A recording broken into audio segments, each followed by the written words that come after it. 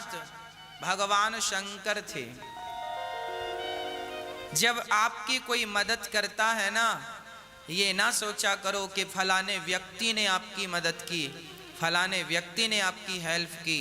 परमात्मा ही उस रूप में आकर के हम सबकी मदद करते हैं और हम ईश्वर के इस उपकार को भूल जाते हैं, हम इस उपकार को बिसरा देते हैं। भगवान शंकर बोले बेटा आओ, गोद में बिठाया और नरसी के कान में जोर से फूंक मार के कहा बेटा बोलो राधे श्याम, बेटा बोलो राधे श्याम, बेटा बोलो राधे श्याम। आंखों में हाथ फेरा, मुंह में हाथ फेरा, कान से बोला, संत ने मुंह से बोला, कान में लगकर राधे श्याम। उसी क्षण नरसी जी बोलने लगे राधे श्याम, राधे श्याम। नरसी जी को संत ने कहा बेटा बोलो राधे कृष्ण, राधे कृष्ण। नरसी जी गाने लगे राधे कृष्ण, राधे कृष्ण। नरसी जी बड़ी श्रद्धा से राधे कृष्ण, राधे कृष्ण, राधे कृष्ण गा रहे हैं। अब तो दादी झूम रही है, हे भगवान बड़ी कृपा है गई। छोरा बोलने लग गया, देखने लग गया, सुनने सारा ठीक। बाबा जी के चरणों में प्रणाम किया, बहुत सारी दक्षिणा देनी चाहिए। संत ने कहा बेटी हम इसका क्या करेंगे, ये तुम अपने पास रखो और जाओ यहाँ से। माँ चली गई और अब तो नरसी जी बोलने लगे, देखने लगे। अब तो दिन भर राधे कृष्ण, राधे कृष्ण, राधा कृष्ण, राधे कृष्ण जपते नरसी। अब भौजाई ने देखा राम राम, देवर जी तो देखने लगे, बोलने लगे, सुनने लगे। एक दिन भौजाई ने कहा जाओ पड़े रहते हो घर में, कुछ कमा लो। नरसी जी गए तो सारे जहां जाएं बस वो राधे कृष्ण, राधे। सुबह से गए, सबको कीर्तन करा रहे हैं राधे कृष्ण, राधे कृष्ण, और शाम को खाली हाथ आए। भौजाई ने कहा सुबह से गए हो, शाम को खाली हाथ आए, खाने के लिए आ जाते हो, बस बैठे बैठे खाते हो। तभी दादी का बुढ़ापा आया, उसे लगा छोरा का विवाह कर दूं, तो नरसी जी का विवाह कर दिया। अब तो भौजाई और जल करके राख हो गई। हे भगवान अभी एक को खवाना पड़ता था, अब 2 लोगों को खवाना पड़ेगा। कुछ दिनों बाद दादी चली गई। नरसी जी और नरसी जी की पत्नी दोनों बड़े प्रेम से भगवान का भजन करते, और भाई की सरकारी नौकरी थी तो जो कमा कर लाता। अब भौजाई इसे बासी रोटियां देती थी, कभी देती थी कभी नहीं देती थी। एक दिन तो हद हो गई, नरसी जी बैठे घर में भजन कर रहे थे। जो काम देती भौजाई काम करने से पीछे नहीं हटते थे, काम करते जाते और राधे कृष्ण का जाप करते जाते। इसके बाद भी बासी रोटी दे दी। आज नरसी जी ने कहा भाभी जी हमें ने दूध दे दो, हमें दूध रोटी खाने की इच्छा है। तो भौजाई ने कहा दूध दे दो, कुछ कमाते हो, बैठे बैठे खाते हो, शर्म नहीं आती? तुम्हारा भाई मरा जा रहा है और तुम बैठे बैठे बड़े हट्टे कट्टे हो रहे हो, निकल जाओ मेरे घर से।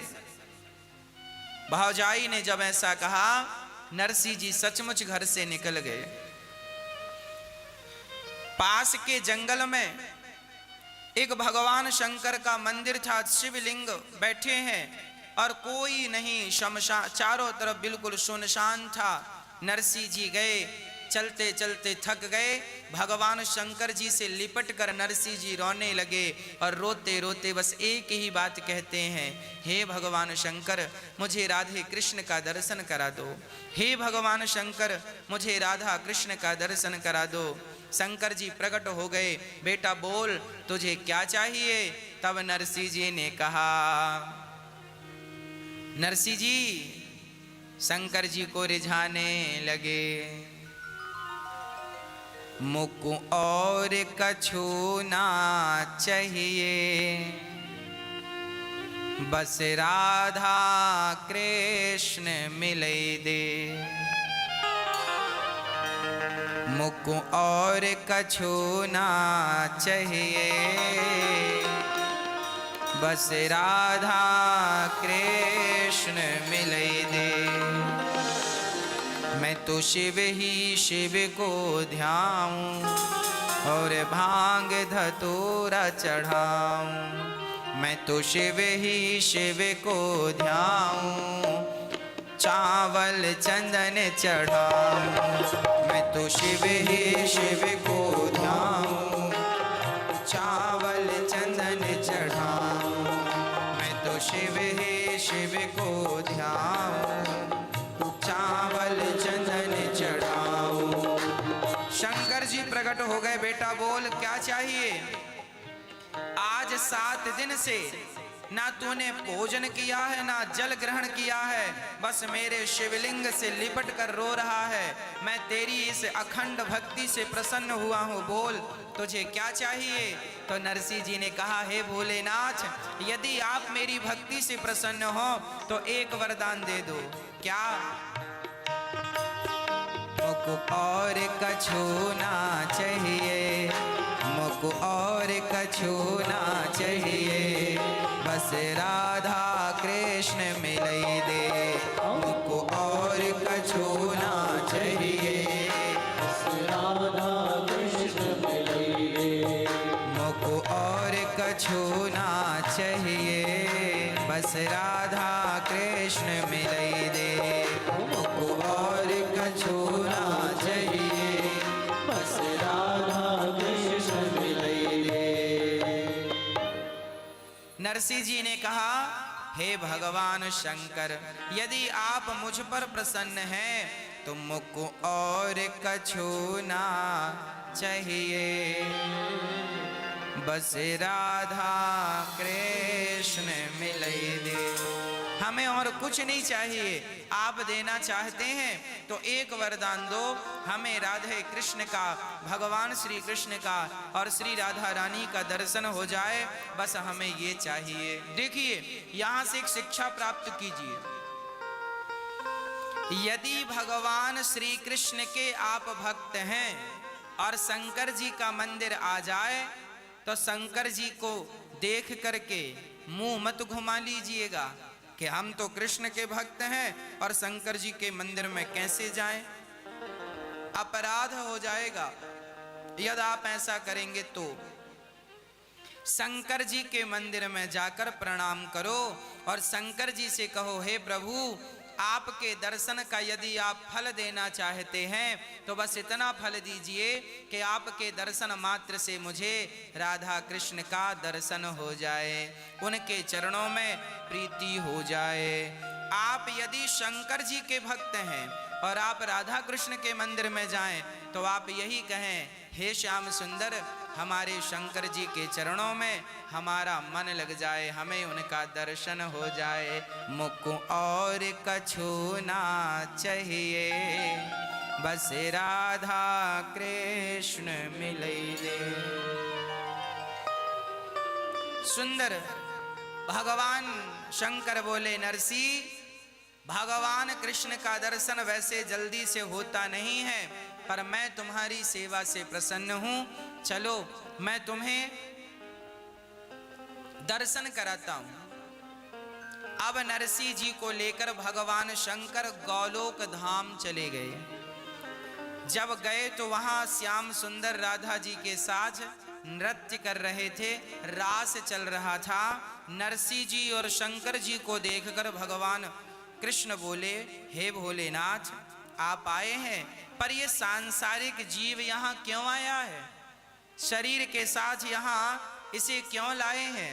शंकर जी ने कहा, प्रभु ये बहुत बड़ा आपका भक्त है, इसलिए इसको लाया हूं। नरसिंह जी ने भगवान का दर्शन किया, नरसिंह जी चरणों में गिर पड़े, दर्शन देकर हृदय से लगाकर भगवान ने कहा, बेटा नरसिंह, अब तुम अपने मृत्यु लोक में वापस जाओ और मेरी भक्ति का प्रचार करो, जाओ, लोगों के पतन से उन्हें बचाओ, भगवान का नाम सुनाओ, मेरी कथा सुनाओ, और उनको पतन से बचाकर मेरे धाम को पहुंचाओ, जाओ। नरसिंह जी बोले, प्रभु आपको छोड़कर जाने का मन नहीं करता, मैं आपको छोड़कर कैसे जाऊंगा प्रभु। भगवान बोले, देखो तुम मुझे छोड़ो मत, तुम मुझे सदा अपने दिल में रखो, हृदय में रखो और जाओ। मेरी आज्ञा है कि तुम भक्ति का प्रचार करो, लोगों तक मेरा नाम पहुंचाओ, मेरा संदेश पहुंचाओ। जाओ, लोगों को, संसार में फंसे हुए लोगों को कथा सुना सुनाकर मेरी ओर आकर्षित करो, तब उनका उद्धार होगा। जाओ। नरसिंह जी ने कहा, प्रभु कभी आपकी याद आई सो मैं क्या करूंगा। तब नरसिंह जी को भगवान ने केदार राग दिया, केदार राग दिया और कहा, जाओ, जब भी इस राग को गाओगे मैं आपके पास आ जाऊंगा। हाँ, नरसिंह जी केदार राग लेकर आए। भगवान ने अपने घुंघरू दे दिए। नरसिंह जी पांव में बांधकर भगवान का कीर्तन किया करते थे। अब नरसिंह जी आए, वापस घर गए तो भौजाई ने फिर डांटा, फिर खाली हाथ आ गया। भाई भौजाई ने नरसिंह जी को अलग थलग कर दिया। नरसिंह जी की एक बेटी हुई। नरसिंह जी ने अंजार नगर में बड़े आदमी के घर अपनी बिटिया का, बाई का विवाह कर दिया। नाम था नानी बाई। नानी बाई का विवाह कर दिया, बड़ी धूमधाम से विवाह किया। अब हुआ क्या कि बाई की बेटी हुई, अर्थात नरसिंह जी की बेटी हुई, और जब वो सयानी हुई तो उसका विवाह फिक्स हुआ। तो वहां से मायरा की चिट्ठी आई, नरसिंह जी, नानी बाई की सास और सास की सास और देवर नारायण सबने लिखा, नरसिंह जी के लिए ये लिखो। नरसिंह जी ये लेके आए, 1.25 मन सोना, 1.25 मन चांदी, 1.25 मन ये, 1.25 मन, इतना सामान लिखा। अब नरसिंह जी ने पढ़ा, मायरा इतना सामान, इतना सामान। नरसिंह जी वो चिट्ठी भगवान कृष्ण के चरणों में रख दी। प्रभु आप जानो, आपकी चिट्ठी जाने, बेटी आपकी है, मायरा आपको भरना है, मैं तो आपको जानता हूँ, आगे आप सब जानो। वो तो राधे कृष्ण राधे कृष्ण राधे कृष्ण जपने लगे। अब नरसिंह जी को याद आया कि मेरी एक ही बेटी है, मायरा भरने के लिए चलो, मेरे पास कुछ नहीं है, कोई बात नहीं, जो है वो लेकर चलूं। विवाह का समय नजदीक आया। नरसिंह जी ने अपने भाई से कहा, भैया हमें गाड़ी, बैलगाड़ी दे दो तो हम जाएं, भात भर के आए, मायरा भर के आए। भाई ने कहा कोई गाड़ी वाड़ी नहीं है। तो पड़ोसियों से कहा, भैया कोई गाड़ी वाड़ी हो तो दे दो। पड़ोसियों ने बहाना बना दिया, गाड़ी तो नहीं है पर चक्का है, गाड़ी का पहिया। अच्छा, एक पहिया है? हाँ हाँ। दूसरे ने कहा एक पहिया हमारे पास है। तीसरे ने कहा गाड़ी हमारे पास है पर पहिया नहीं है। नरसिंह जी ने किसी से पहिया लिया, किसी से गाड़ी लिया और किसी से कहा भैया बैल दे दो। अब गाड़ी चलाए कौन? तो आदमी ने बैल ऐसे दिए बिल्कुल बीमार। अब नरसिंह जी तो बैलों को गाड़ी पे लगाते हैं, बूढ़े बैलों को, और गाड़ी पे गोपी चंदन, तुम्बा और तुम्बी भरी, और नरसिंह के संग 8-10 सूरदास जी रहा करते थे।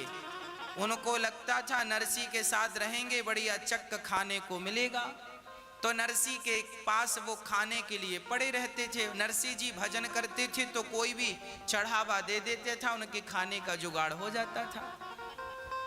अब उस गाड़ी में वो 10 अंधे और लद गए।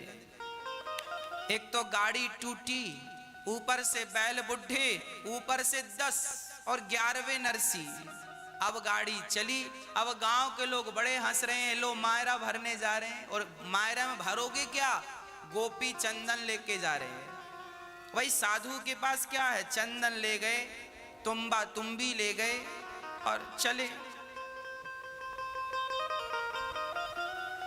जैसे ही नरसिंह जी की गाड़ी जंगल में पहुंची, थोड़ी सी ढलान थी, और ढलान थी तो गाड़ी में वजन ज्यादा था, बैल दौड़े तो वो इतनी ताकत नहीं थी दौड़ सके, वो बैल गाड़ी छोड़ कर के भाग गए, अर्थात ऐसा जोर लगाया कि गाड़ी उनकी रस्सा खुल गया, वो अलग, गाड़ी लुढ़कती लुढ़कती बिना बैलों की चलने लगी और एक पत्थर से टकराई, एक पहिया जाके यहाँ गिरा, एक पहिया जाके यहाँ गिरा, सारी गाड़ी गिरी और जितने लोग बैठे थे वो नीचे हो गए, गाड़ी ऊपर आ गई। अब नरसिंह जी बोले, हे भगवान, रात का समय है, अब कैसे जाएं? और जब गाड़ी टूटी तो नरसिंह जी ने भगवान को याद किया, हे श्याम सुंदर, आपने अर्जुन की गाड़ी संभाली है, आज मेरी गाड़ी संभालो, मेरी गाड़ी टूट गई। जब भक्त ने आधी रात को बुलाया, तुरंत भगवान की नींद खुली। रुक्मणी जी ने कहा, कहां जा रहे हैं? बोले, मेरे भक्त की गाड़ी टूट गई।